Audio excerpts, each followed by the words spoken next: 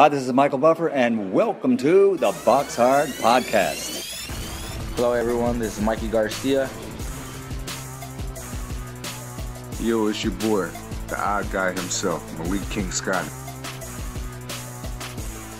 Hi, I'm Charlie Edwards.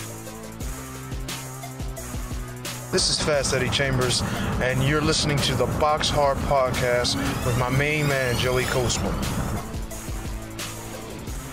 Hello, everybody, and welcome to episode 46 of the BoxHard Podcast. I'm your host, Joey Coastman. I'm not joined, as always, once again by Ayaz Sumra. If you listened to the show last week, you will know that he's gone missing. Nobody seems to know where he is. I was thinking about setting up a GoFundMe page, and then I decided not to because, to be fair, we got on pretty good last week with the absence of Mr. Sumra, but he'll be back next week, and I'm very, very much looking forward to that. I really, truly am.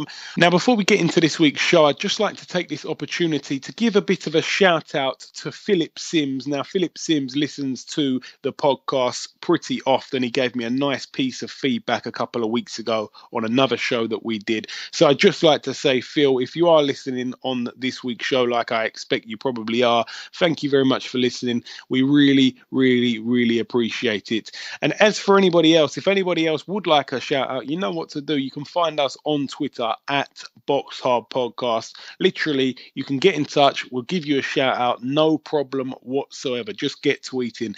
Now, we're going to dive straight into part one. And this part of the show is the review part of the show. Again, you are listening to the BoxHard Podcast. This is also known as the World Championship Boxing Podcast as well. Yet another world champion on this week's show. Our first guest is a good guest, believe you me. Now, we're going to start with the review part of the show. We're going to start with a little card taking place over in Lancashire, United Kingdom, of course. Again, not too much to review on this week's show. We're going to start with the top of the bill fight. Jack Catterall, 15-0 going into this fight, undefeated. It was actually up at welterweight, believe it or not. He fought a guy called Lucas Yannick. Jack Catterall, he moved to 16-0 pretty easily, to be honest. He won on points after 8 rounds. And that's another win for him. So 16-0 for Jack Catterall now. And of course, he's now the mandatory to face Tyrone Nurse. And that's a fight I really would like to see. Also on that bill, former world title challenger Jimmy Kilrain Kelly, 18-1 going into his fight on the weekend against Daryl Sharp. And Jimmy Kelly picked up the win here. Points win after 10 rounds. So he moves to 19-1. That one loss coming to the WBO light middleweight champion of the world, Liam Smith. But that's it for Lancashire. We're now going to go over to a fight that took place on the weekend over in Mexico. Antonio Margarito, 39 wins under his belt, 8 losses. He looked to pick up his 40th professional win. He fought a guy called Ramon Alvarez, 23 wins, 4 losses and 2 draws. A guy that had mixed it a tiny bit. He'd come up short a couple of times, of course. And Antonio Margarito managed to scrape a split decision win after 10 rounds. This was at 154, this fight. So Antonio Margarito now 40 wins and 8 losses. So he picks up his 40th career win. That's good stuff for him, but how much has he really got left in him? The old Antonio Margarito would have probably knocked this guy out within the first 2 or 3 rounds, to be honest, this caliber of opponent. But at the end of the day, we know about this. This is what happens quite often in boxing when fighters that are well past their best before date go on a bit too long and they just can't seem to hang it up. And as I said last week, there's another fight following this one to review as well, with a guy that really should have hung up a long time ago. We're now going to go over to Pensacola Bay Center, Pensacola, Florida, USA. Top of the bill, Roy Jones Jr. There's not a man in boxing that really should hang up their gloves quicker than this guy. It's been a long time now since he's been over the hill. He was the pound for pound #1 fighter on the planet at one stage, and now he's not even in the top 100 in his division, to be honest. Roy Jones Jr. cruised to a 64th professional win for him in the cruiserweight division. So Roy Jones Jr. now 64 wins and 9 losses. He beat a guy called Rodney Moore, someone I do not know a thing about, but his record now 17 wins, 12 losses and 2 draws for Rodney Moore. But that's really it for the reviewing. As I said, there really wasn't too much to review, and to be honest, there's not too much to preview. But of course, we're not going to take a week off here on the BoxHard Podcast. That's not how we roll. We're going to go over to that part of the show now, just before we bring on our first guest. We're going to go over to that part of the show where we talk about the funny name fighter. Now, the funny name fighter from last week was a guy called Hurricane Future. He was up against it over in Australia when we previewed the fight against Will Tomlinson. Now, Will Tomlinson had a record of 25 wins, 2 losses and 1 draw. He fought Hurricane Future. It was for the interim WBA Oceania lightweight title. Beautiful belt. And I tell you what, Hurricane Future, of course, went into this fight to lose. He had a winning record, of course, but he was very much the opponent here. And I tell you what, I was expressing that a lot of our funny name fighters keep losing. Well, Hurricane Future has broken the mold. He stopped his man in the first round with a left hook that concluded proceedings. That's what it's listed as. And Hurricane Future, absolutely booming win here. And he will be looking to set the division alight and really cause a storm here. I tell you what a fantastic win for Hurricane Future. Brilliant stuff. And he picks up the interim WBA Oceania lightweight title. What a mouthful. What an absolute demolishing of an upset there. That's a huge upset. So all the best really to Hurricane Future. We look to see him and hear from him in the future. Excuse the pun. But that's it for the funny name fighter of last week. We're now going to talk about a funny name fighter of this week. It's a guy who, to be honest, his fights keep seeming to not happen. They keep seeming to be scheduled to happen, and then they end up not taking place. And I don't know what that's about, but it's a guy fighting over in Ghana in this week coming up, Theophilus Dudu. We've talked about him before, and like I say, he's yet to make his debut. It's his first fight. It's very highly anticipated now, not just for me, for all the listeners of this podcast. We all want to see Dudu, and we've not seen him, and I'm not sure why that is. And I really want to know what's going on here, but a lot of people seem to not want to fight him. And, we're hoping that it finally does take place. So I've gone through a few names, and to be honest, this was a standout name. And I think, to be honest, it's a standout name of all the names we've had on any week show. So it's always a winner, Theophilus Dudu. And hopefully his fight does take place. But that's really it. So I'm sorry if you've listened before and you keep hearing about Dudu. It just is what it is. He's the hands down winner. There's no one that comes close to him whatsoever. But that's it for the reviewing. That's it for the funny name segment. We're now going to bring on our first guest. Ladies and gentlemen, please welcome the former WBA lightweight champion of the world, Mr. Bam Rios. Brandon, welcome to the show. Hey, thanks for having me. How's it going? Very good, man. Very good. It's my pleasure. How are you doing? I'm doing good. Just here chilling and relaxing right now. Just got back from a little vacation with the family, but other than that, I'm good. Excellent stuff. Excellent. Now, Brandon, tell us what you've been up to. Obviously, your last fight was in November against Tim Bradley. You were stopped in the 9th round. You didn't really look like the normal Bam Rios that we know. What happened on that night, and what have you been doing since then? Oh, man, that fight, I'm not taking nothing away from Timothy Bradley, but, of course it wasn't me. Everybody knows why I fight. Everybody knows why when I come to fight, I come to fight. It was just, other than that, it was just, the training, after laid off so long, I gained so much weight I literally took a vacation, then didn't train or hit the gym, and it just really affected me. And it was pretty much the whole camp was just like the first 5 weeks was about trying to lose weight. And after that, it was one of those things that was my fault. I don't take nobody blame for it. It was just my fault, and it is what it is. Now, that's it. What can I do about it? Nothing. The past is the past, and I can't concentrate on it no more. And we got to move forward. Absolutely. Now, of course, you've changed trainer. You were with Robert Garcia. Now, from the outside, things looked things look really good between you both. You seem like not only fighter and trainer, but also like best friends, like father and son. Sometimes things looked a little bit too jokey and less serious looking from the outside. Is that fair to say so? Oh yeah, man. Me and Robert became really close. Like I said, not only that, but I made the decision to change it. Nobody else made it. Everybody was shocked when I said I was going to change something else. It was just the fact that me and him became really, really close. That discipline in the gym wasn't there no more like it was at once, and it wasn't there no more. You know, I mean, he can tell me don't stop fucking around, and then I'll just go back and do it myself. So at the end of the day, it wasn't really the same no more. But the connection, like me and him, we're still really cool with each other. I'm still nothing to say, anything to say bad against the guy. You know, I really respect him, and then. I'm a big fan of his and his fighters, so at the end of the day, it is what it is. But we move on, and we just ready for the next chapter in my career. Yeah, absolutely. Now, as you just said, you're still, the relationship's still good. Obviously, Robert Garcia's brother, Mikey Garcia, after a long layoff, got back in the ring a couple of weeks ago. We had him on our show a couple of weeks ago as well. Did you get to see his performance at all, Brandon? Oh yes, I did. Like I said, I am a big fan of Robert Garcia. I liked his fighters and everything. Mikey did an impressive win. I was very happy for him. I love watching Mikey fight. Like I said, I'm one of I love to see him back in the ring, and then I love to see his performance the way he did it, and he did a spectacular job. And I'm very happy for him. I'm very grateful that he came back and looked as good as he did. Looked like he never had a layoff. Yeah, me too. Now, how is the link up with the new trainer? You're with now Ricky Funes, fighting out of the Goose and Gym in Van Nuys, if I'm not mistaken. How's that working for you?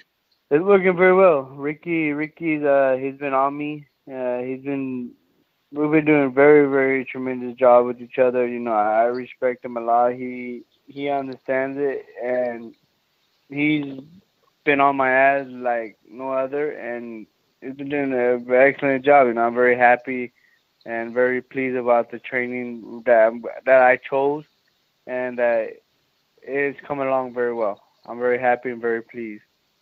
Are things different in terms of the training that you were used to with Robert? Do you do the same sort of drills with Ricky, or is there a lot different in change of strategy? Oh yeah, man. It's different. Like I said, once you get used to one person for so long, of course it's going to be different. You changing up is going to be different. But other than that, his training regimen is pretty different. And then Robert, he's not trying to change me who I am. He's just adding more arsenal and athleticism to my game. So he's not really trying to change the way I fight, nothing like that. He's adding more, like I said, more arsenal, more head movement, more lateral movement, more staying on my toes more often, not being flat-footed so much, and stuff like that. He's just doing a tremendous job, and I'm very pleased and very happy about the outcome that's been showing so far. That I have been showing and sparring everything.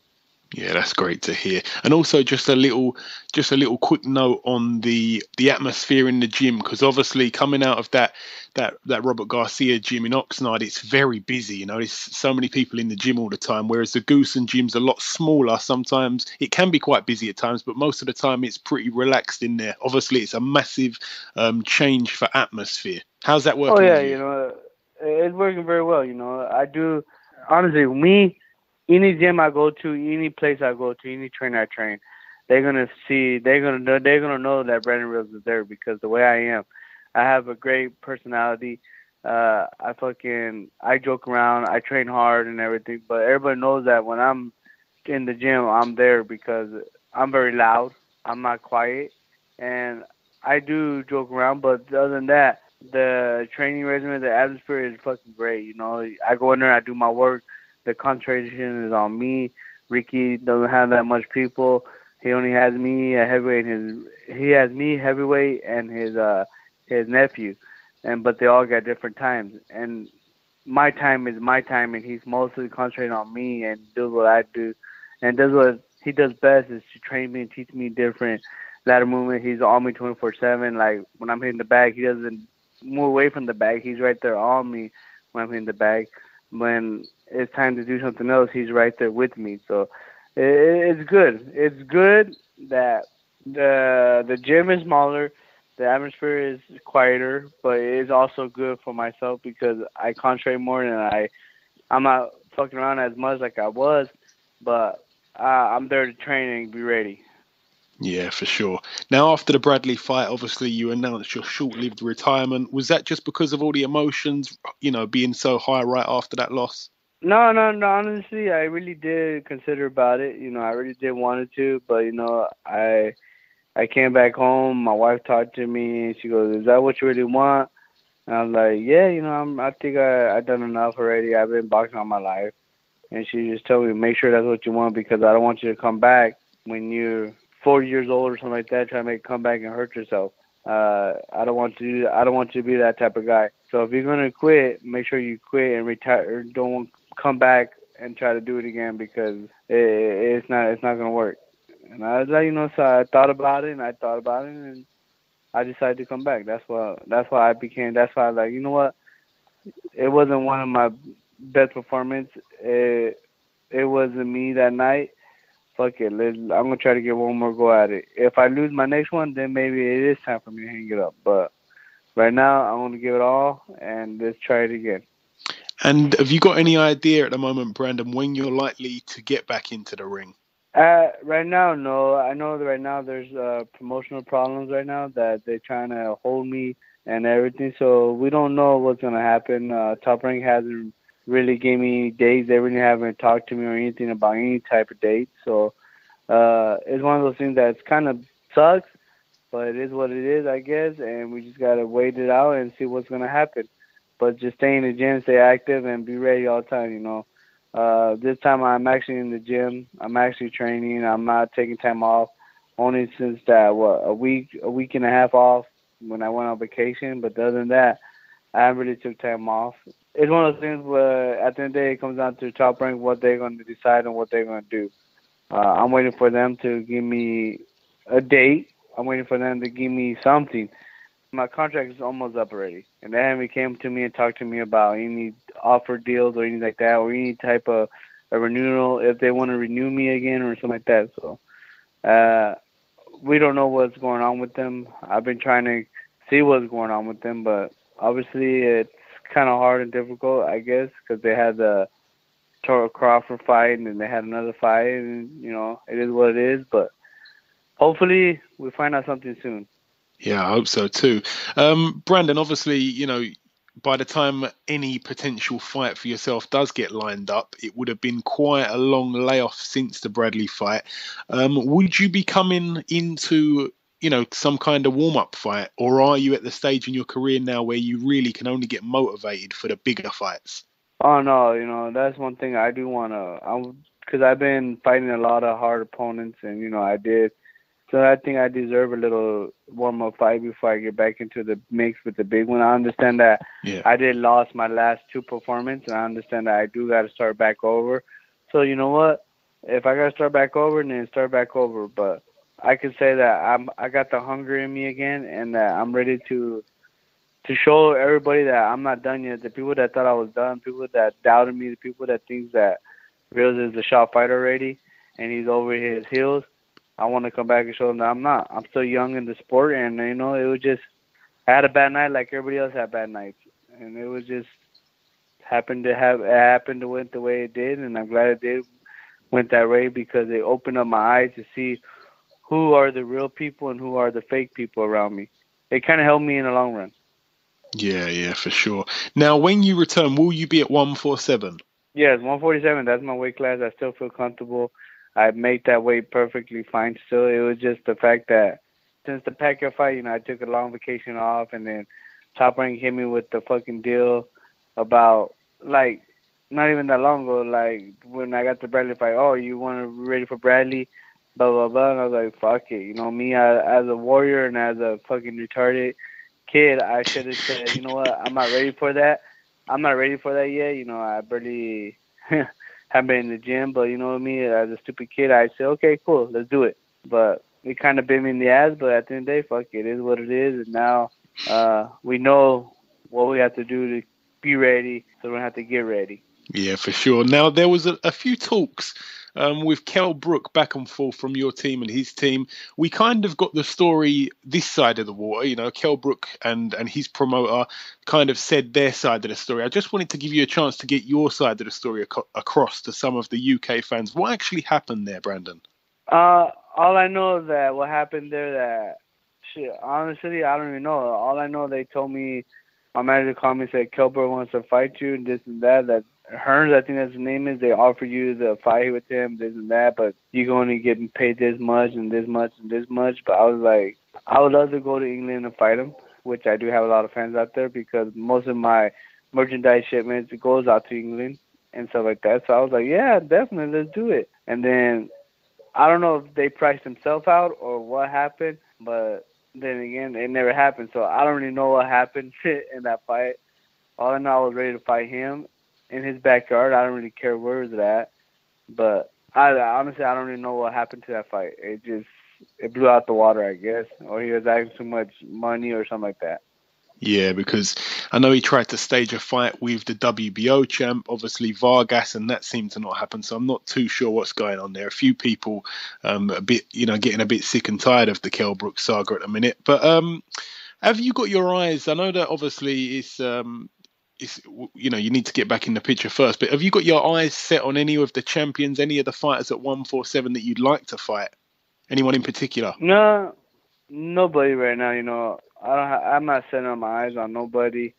Like I told you, man, I know I got to work my way back up to the top, and I'm not in the capability of calling out anybody or challenging somebody right now because I look horrible in my last performance, and it wasn't the best performance myself, and I came out on the B side, so I'm not in the capable of or in the calling out anybody. I'm not in that right now in that category yet.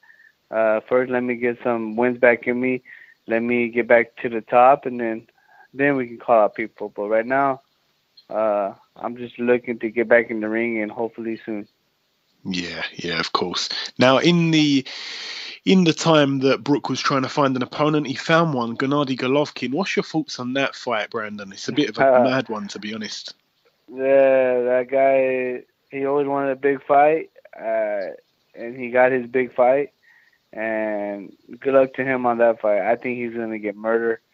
I think what's name is just too big and too strong for him, and Kell Brook is going up in 2 weight classes just to fight him. But hey, much respect to the guy. He shows that he had balls. He's not a lot of people that at middleweight that is scared of avoiding him. But hey, good luck to him. And I don't see that fight going the distance. I see that fight in my eyes, I see that fight going. Let me see. I think the first few rounds, Golovkin's going to play with him. Then he's going to get tired of him. Then I think he'll knock him out like in the between the 6, 7, and 8. Okay, I definitely remember your prediction, and we'll see on fight night. Also, obviously, good friend of yours before turned a bit of a foe. Victor Ortiz, he fought Berto a couple months back now. I just wanted to get your reaction to his performance, to be honest. A lot of people label Victor Ortiz as a bit of a quitter. I don't really like to say that too much about boxers. I think it takes guts to get in the ring, but, he kind of done his usual here. What was your thoughts on his performance? You know what, he fought and he did what he did, but honestly, I don't really want to comment too much about that guy because I can't comment too much because the fight's never going to happen, so there's no point of me talking about him or saying anything about him or even bad-mouthing him because at the end of the day, that's what's going to happen. There's never going to be anything positive come out of my mouth about that guy, so I'd rather not just talk about him. Yeah, that's fine. Brandon, I want to ask you a bit of a fun question now. I've only got a couple of questions left. I like to ask this question just recently to a lot of different guys from all over the world. If you could make any kind of fight, any weight class, if you would, like the promoter god, you had the rights to every single fighter in the world, which fight would you make over every other fight in world boxing right now? Let me see. Any fight. I would. Well, they're really gonna make one, which I was really looking forward to, is the Andre Ward and the Kovalev. So what's his name? Kovalev. That's the one I wanted to see. Let me see another one. Let me see. I would like to see. If Mayweather was in fucking Triple G's weight, I would like to see that fight. Yeah, that would be a good fight. That fight's never gonna happen. That would have been a good fight. But let's see. Honestly, I don't really know. Honestly, it's hard. Yeah, it's a hard one. Yeah, I can't really put any names to it in form. Yeah, no, he's a bit of a hard one. I'm trying to think now. My mind's gone blank as well. All right, we'll leave that question there. Now, I must ask this next question to you. I have to ask this question to everybody that we speak to from overseas, especially a lot of the UK fans like to hear the answer to this one. Who would you say, Brandon, is your favourite UK fighter from, all time? It can be still fighting now. It can be, well retired, all time. All time. Ricky Allen was one of the favorite because he's a warrior. Even there's a guy, the one I fought a long time ago. I had a lot of respect from Murray. What's his name? John Murray. Yeah. He came in with battle. Fucking what's the other dude's name? That just name some of the fighters over there. Okay, so some of the main names that people say when it comes to this question is Prince Nassim. That guy was a tremendous fucking athlete, man. That guy, he moved around, he danced, he had power in both hands, and the way he dances was just unbelievable. I've seen your dance moves actually in some gym videos. You've got some decent moves yourself. Oh, but see that he did it in the ring. I would do that for fun. This guy actually was fighting the guys, and he was dancing around, which it was. Prince Nassim was a badass man. He was a bad man. Okay, excellent. And not only that, but he did have power. He did have power, too. Yeah, absolutely. He knocked a lot of people out. Really good fighter, definitely. Now, the last thing I want to ask you, Brandon, really, I want to just give you an opportunity to send a message to all of your UK fans. You've got a lot of guys over here who are big fans of yourself, so if you've got a message for them, please say it. Well, everybody out there in the UK, thanks you guys for the support, and also, me, I'm always trying to battle out for you guys, and I'm always giving you guys hell of a fight. Sorry for my last performance. It wasn't the greatest. It wasn't the best. It wasn't me.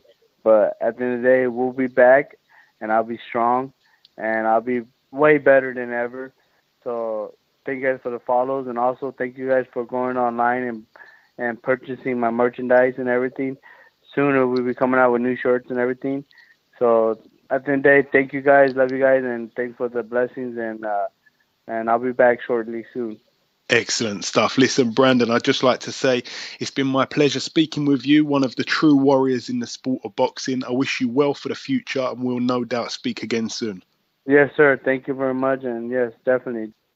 Okay, now it's time for part 2 on this week's show. This part that we're going into is called the preview part, where we preview the fights coming up this weekend. And as I said before, there's really not too much to preview. I think we've maybe got about 2 or 3 fights really to read out. We're going to start over in New York, USA, of course, in the Rhinos Stadium. Top of the bill, Jarrell Big Baby Miller. Of course, that's a heavyweight who was making a lot of noise quite a while back, but seems to not really get that make or break fight, that fight that kind of makes him a serious contender or not. We're yet to see that. No disrespect there, but that's what it is from a lot of heavyweight boxers, USA, UK, all over the world.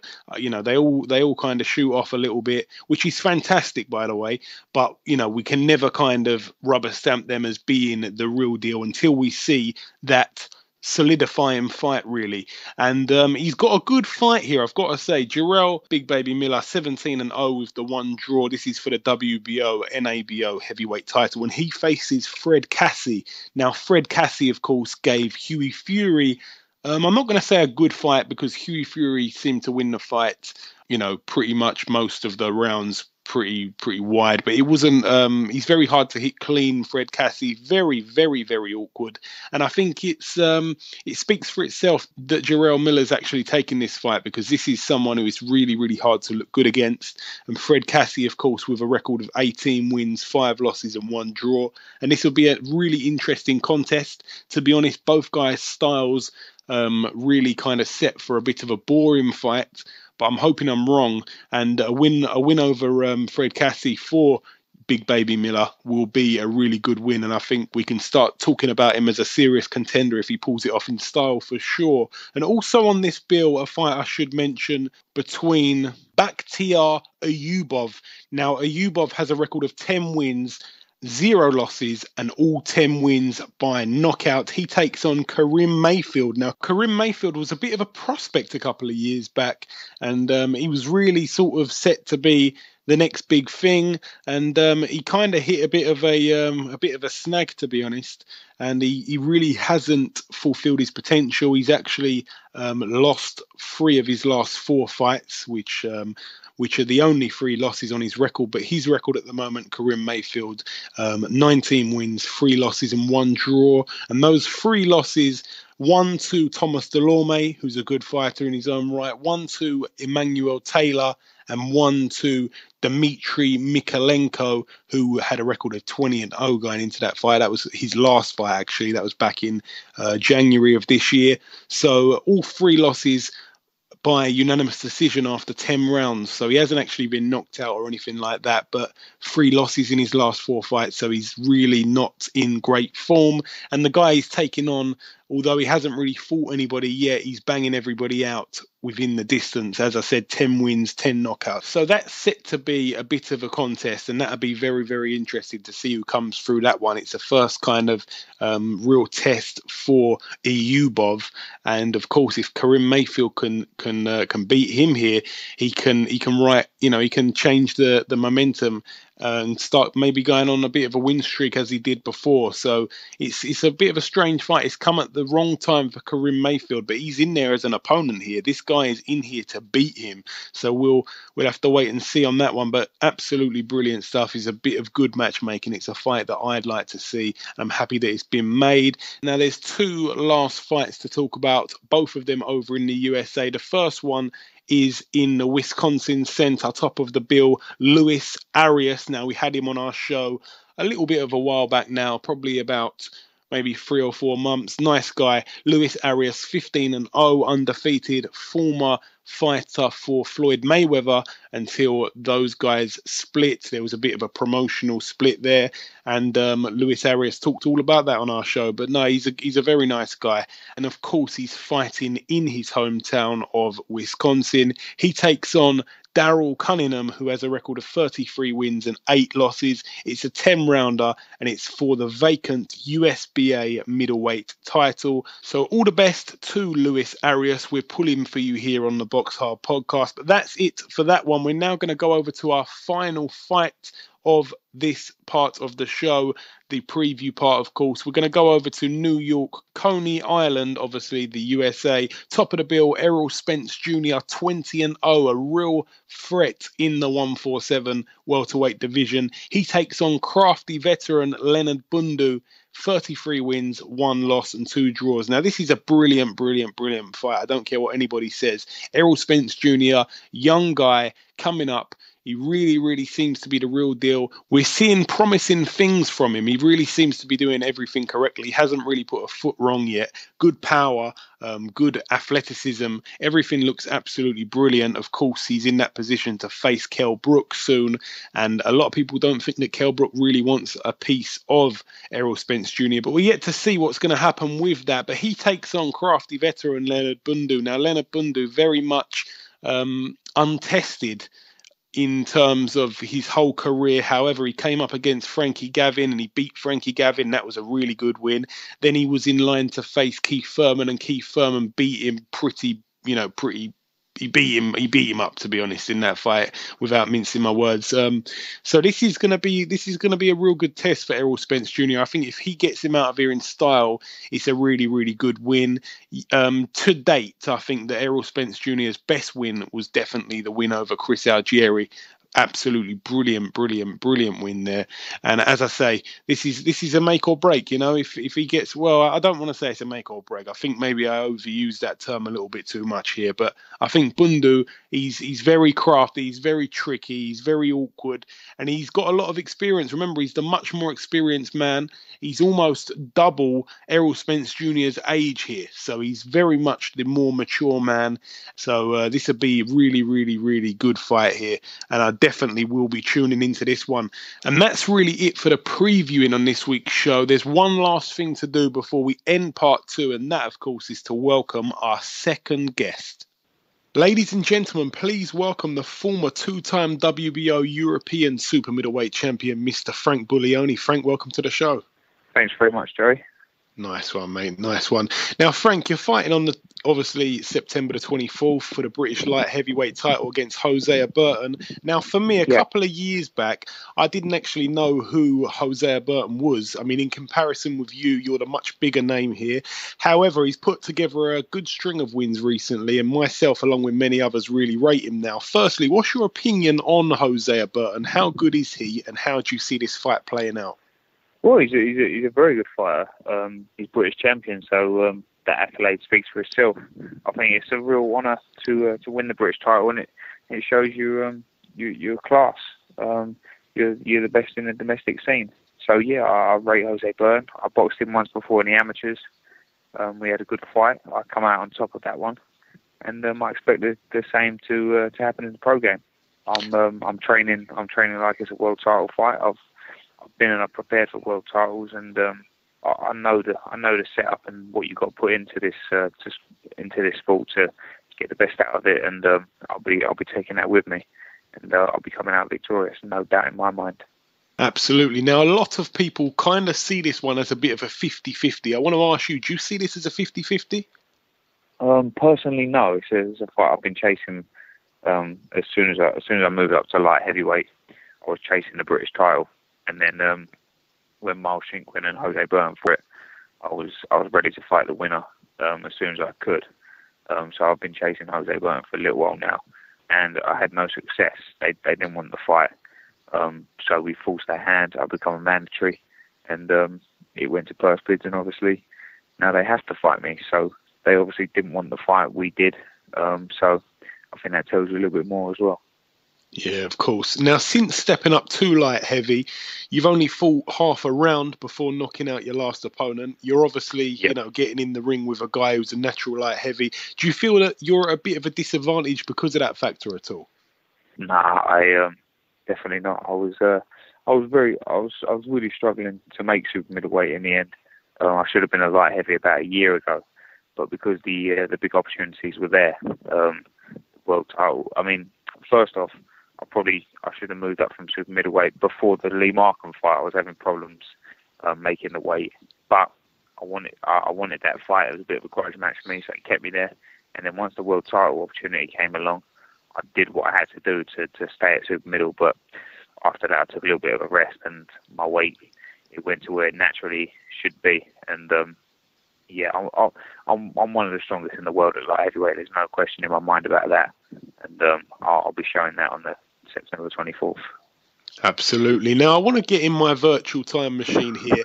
I want to go back to April the 12th, 2014. I was sitting ringside when you fought Sergei Kamitsky. Everybody was expecting, big things from yourself. Frank Warren had moved you along pretty speedily. Obviously, you lost that fight. It threw a huge spanner in the works. Then you went on to fight the likes of Andrew Robinson and as you just mentioned, Lee Markham in really good action-packed fights. But no disrespect to both men. You're a bit of a level above them, in my opinion. Was it around that time, I was going to ask you, was it around that time that you decided you'd be better off moving up in weight? But you kind of answered that already. Yeah, obviously those were the fights put in front of me. I mean, Andrew Robinson was an undefeated fighter, so he was a bit of an unknown. He was very, very tough, very strong. Again, I should have had him out of there, really.